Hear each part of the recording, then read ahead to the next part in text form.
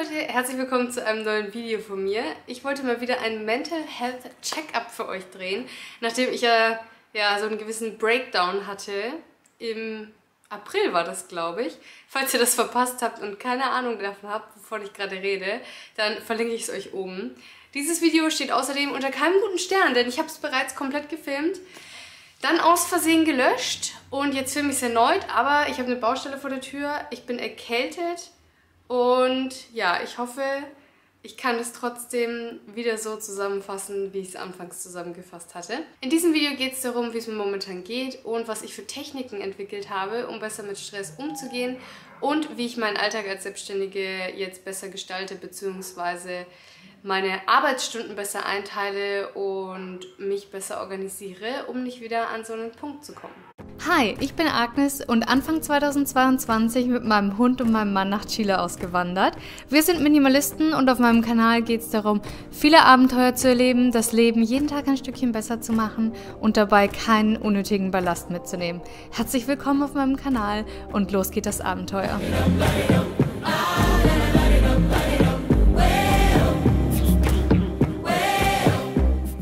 Im April war ich an einem Punkt der Überlastung, der psychischen Überlastung, weil ich zu der Zeit relativ viele Kooperationen hatte, viel gearbeitet habe und gleichzeitig ausgewandert bin und der Stress des Auswanderns da gerade seinen Peak hatte. Also es war die stressigste Zeit überhaupt in meinem ganzen Leben gefühlt und ich habe auch gespürt, wie sich das aufbaut, aber ich habe es nicht wahrhaben wollen, weil ich der Meinung war, ich kann mir jetzt keine Pause leisten. Und die Wahrheit ist, sich Pausen leisten zu müssen, ist eigentlich immer nicht so toll. Und ich möchte auf keinen Fall wieder jemals an diesen Punkt kommen und habe mir deswegen natürlich viele Gedanken gemacht.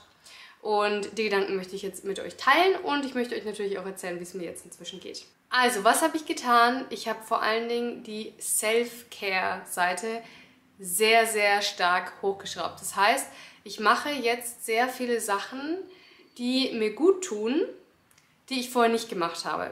Teilweise hatte ich das vorher schon vor oder stand schon auf meiner To-Do-Liste, aber ich habe es dann irgendwie einfach noch nicht umgesetzt, weil ich noch keine Zeit dafür hatte oder so. Ich habe an dem Punkt, wo ich war, aufgehört zu arbeiten, komplett, habe mich selbst krankgeschrieben, was es nicht gibt in der Selbstständigkeit und habe mir einen Monat genommen, um nur das zu machen, worauf ich Lust habe und die allernötigsten Sachen. Und die allernötigsten Sachen bestehen daraus, mich um den Hund zu kümmern, Spanischunterricht zu haben und die Wohnung halbwegs einzurichten. Selfcare-mäßig habe ich hochgefahren, vor allen Dingen das Malen. Das hat mir sehr geholfen, mich zu entspannen. Wobei ich dazu sagen muss, dass ich da echt aufpassen musste, dass ich mir da nicht selber wieder so einen Druck mache, weil dann habe ich schon wieder angefangen mit, ich kann nicht so gut zeichnen, dann muss ich irgendwie eine Zeichen-Challenge machen, um mir selbst das Zeichnen beizubringen und habe Online-Kurse gemacht und so. Und dann musste ich mich selbst ein bisschen bremsen und sagen, Moment mal, du machst das hier nicht, um irgendeine Leistung zu erbringen, sondern rein zur Entspannung. Also ist total egal, ob ein Bild gut wird oder nicht. Entspann dich einfach und mal, was du willst. Und an dem Punkt bin ich jetzt gerade auch. Hoffentlich bleibt es so. Ich habe außerdem angefangen, mich wieder viel mehr um meinen Körper zu kümmern. Ich habe aus irgendeinem unerfindlichen Grund auf einmal Freude am Joggen gefunden. Ich weiß nicht, ob mein Körper einfach so desperate war für irgendeine Art der Bewegung, dass er aufgehört hat, gegen das Joggen zu rebellieren. Oder ich weiß nicht, wer das kommt. Aber Joggen liebe ich gerade. Und jetzt bin ich das erste Mal erkältet, seit ich angefangen habe zu joggen. Und ihr werdet es nicht glauben, es fehlt mir. Ich freue mich schon drauf, wenn ich wieder joggen gehen kann. Völlig verrückt. Ich war eigentlich so ein Anti-Jogger mein ganzes Leben. Aber nicht nur das, ich habe auch wieder angefangen zu meditieren. Das habe ich euch schon erzählt, dass ich das regelmäßig mache. So ein kleines bisschen Yoga zu machen, aber nicht so richtig ernsthaft, weil ich habe Probleme mit dem Handgelenk. Und deswegen kann ich die meisten Positionen oder alle liegenden Positionen nicht so richtig gut ausführen.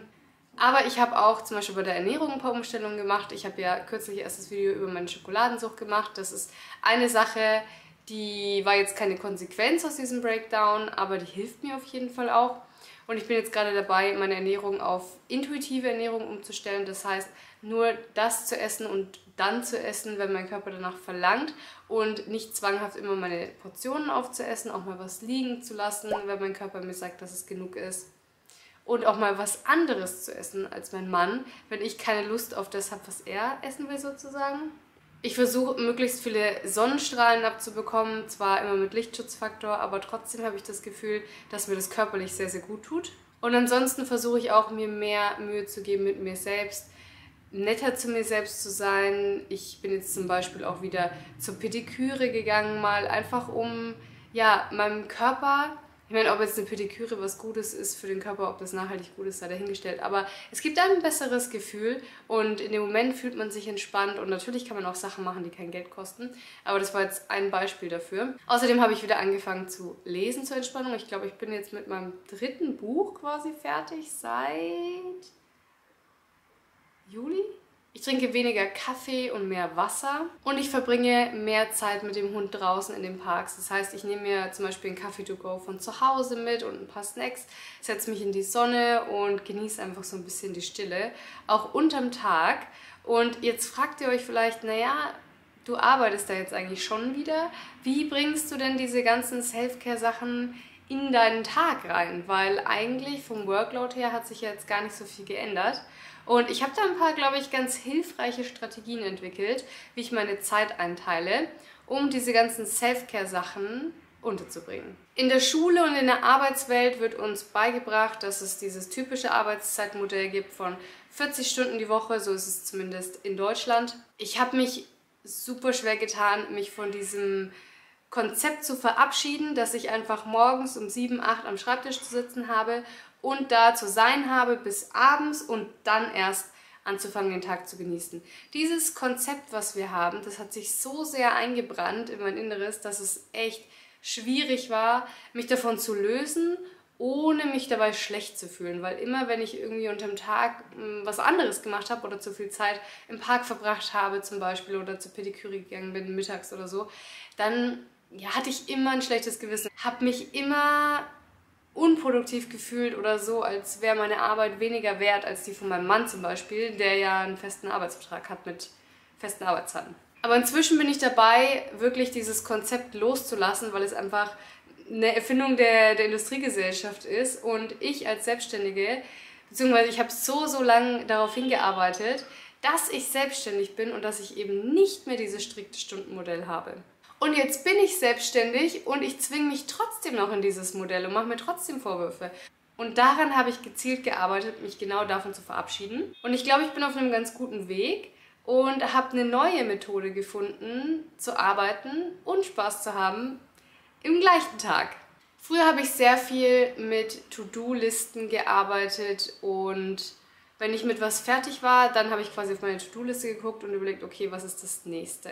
Und wenn ich möglichst viel an einem Tag geschafft habe, dann war es gut und wenn nicht, dann nicht. Im Moment ist es so, dass mein ganzes Arbeitsleben durch meine YouTube-Videos strukturiert wird. Und zwar habe ich ja feste Upload-Tage. Ich habe mittwochs ein deutsches, ich habe sonntags ein deutsches und ich habe montags ein spanisches Video, das fertig sein muss. Und jedes Video hat eine gewisse Liste an To-Dos. Also zuerst muss ich ein Video filmen, dann muss ich es schneiden, dann muss ich es hochladen, Titelbild, Infobox machen und so weiter und so fort. Und diese To-Do-Listen, diese kleinen To-Do-Listen, hake ich jetzt nacheinander ab.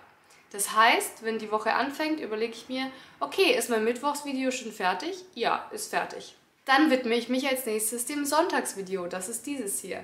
Dann setze ich mich hin, filme das Video. Wenn ich das Video fertig gefilmt habe, bin ich einen Schritt weiter, aber anstatt einfach stur am Schreibtisch sitzen zu bleiben, so wie ich es früher gemacht habe, überlege ich mir dann in dem Moment, okay, ich habe jetzt eine Sache erledigt, wie fühle ich mich? Brauche ich jetzt eine Pause? Möchte ich irgendwas machen, was mir gut tut? Oder habe ich noch Energie, einfach weiterzumachen? Das heißt, in jedem Moment des Tages frage ich mich selber und check quasi sozusagen mit mir selber, wie ich mich fühle, ob ich noch Energie habe fürs nächste To-Do, ob ich vielleicht nur damit anfangen möchte, aber es nicht fertig machen möchte, oder ob meine Energielevel gering sind und ich lieber in den Park gehen möchte, malen möchte, auf die Terrasse gehen möchte, irgendwas anderes tun möchte. Und ich versuche immer diese 3 Videos nacheinander abzuhaken. Das heißt, ich nehme mir auch die Belastung, jedes Mal zu entscheiden, was mache ich als nächstes. Denn ich mache einfach das nächste To-Do für das nächste Video im Kalender. Und das nimmt ganz viel so Reibungseffekt weg, weil früher habe ich oft überlegt, okay, machen wir heute einen Filmtag, dann filme ich heute 3 Videos und den Rest der Woche schneide ich die Videos dann sozusagen. Und dann war aber die Überwindung so groß, mich fertig zu machen und diese 3 Videos auf einmal zu filmen, weil das so ein riesen Block Arbeit war, dass es mich irgendwie schon viel mehr gestresst hat. Und ja, es kann sein, dass es unterm Strich produktiver ist, wenn man Tage hat, die nur zum Filmen sind und Tage hat, die nur zum Schneiden sind. Aber es ist halt auch viel ermüdender.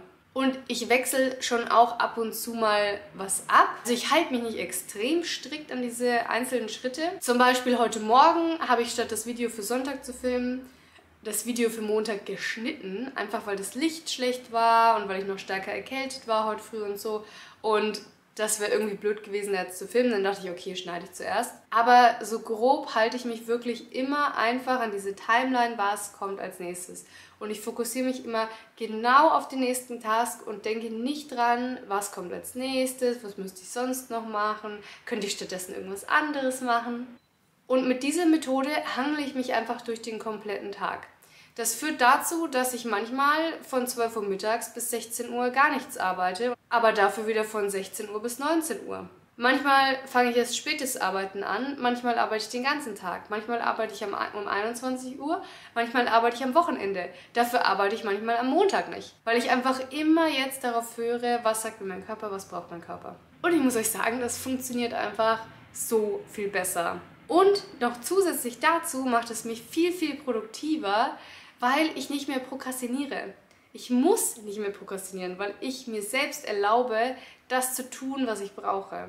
Und ja, manchmal habe ich keine Lust auf Schneiden, aber dann schneide ich halt. Aber wenn man erstmal angefangen hat, dann geht's. Aber wenn ich quasi morgens um 10 am Schreibtisch sitze und da schon keine Lust mehr habe zu arbeiten, aber mir selbst auferlegt habe, du bleibst jetzt bis 16 Uhr an diesem Schreibtisch sitzen, dann ist die Wahrscheinlichkeit, dass ich einfach nur am Handy hänge und in Instagram Reels versumpfe, so viel höher, als wenn ich mir denke, okay gut, dann, keine Ahnung, gehe ich wieder ins Bett und lese noch eine Stunde, bevor ich weiterarbeite. Also unterm Strich verbringe ich viel weniger Zeit am Schreibtisch, weil die Zeit, die ich dort bin, bin ich halt richtig fokussiert. Das heißt, wenn ich arbeite, dann ist mein Output höher und gleichzeitig habe ich auch noch eine sinnvollere und schönere Freizeit. Momentan würde ich sagen, arbeite ich wahrscheinlich etwas weniger als 8 Stunden am Tag, aber ich tracke meine Arbeitszeit auch nicht, deswegen ist es ganz schwer, das für mich festzuhalten. Ich wurde außerdem gefragt, ob ich denke, dass ich wieder voll belastbar bin. Also, wenn belastbar heißt, 40 Stunden die Woche an einem Schreibtisch zu sitzen in festen Arbeitszeiten, dann würde ich ehrlich gesagt sagen, nein. Ich glaube nicht, dass ich das jetzt gerade im Moment schon wieder könnte. Wollen tue ich es auf jeden Fall nicht. Ich denke schon, dass ich irgendwann wieder an dem Punkt bin, wo ich das ohne Probleme leisten könnte. Vor allen Dingen, wenn ich es müsste, aus finanziellen Gründen. Aber momentan bin ich echt so happy mit diesem Konzept. Und ich weiß, es ist ein bisschen blöd für die von euch, die halt einen festen Job haben, wo es eben vorgeschriebene Arbeitszeiten gibt. Und es gibt ja auch ganz viele Berufe, wo das überhaupt nicht funktioniert. Zum Beispiel, wenn man Krankenschwester ist, dann kann man ja auch nicht einfach in seiner Schicht sagen, so, ja okay, ich gehe jetzt mal eine Stunde ein Buch lesen. Also mir ist durchaus bewusst, dass es extremer Luxus ist, was ich hier gerade machen kann. Aber ich muss auch dazu sagen, dass ich jahrelang darauf hingearbeitet habe, dass ich selbstständig sein kann und dass ich quasi mein Ziel erreicht habe, für das ich gearbeitet habe. Und deswegen versuche ich mir immer wieder selbst vor Augen zu halten, dass ich mich nicht dafür schämen muss, dass ich in dieser glücklichen Position bin, weil ich mir das selbst erarbeitet habe. Aber ich kann natürlich verstehen, wenn es frustrierend ist für jeden, für den das nicht möglich ist. Aber vielleicht gibt es euch ja trotzdem in irgendeiner Art und Weise eine Inspiration oder einen Ansporn, wie ihr eure Freizeit gestalten könnt. Weil dieses Konzept der Arbeit lässt sich ja auch genauso gut auf den Haushalt zum Beispiel anwenden. Also abgesehen von der Erkältung, muss ich sagen, geht es mir wieder ziemlich gut. Und ich hoffe sehr, dass ich nie wieder an so einem Tiefpunkt ankommen werde. Ich hoffe, das war interessant für euch und meine Art der Arbeitseinteilung ist vielleicht eine Inspiration für den einen oder anderen. Wir sehen uns am Mittwoch wieder mit einem neuen Minimalismus-Mittwoch-Video. Bis dann!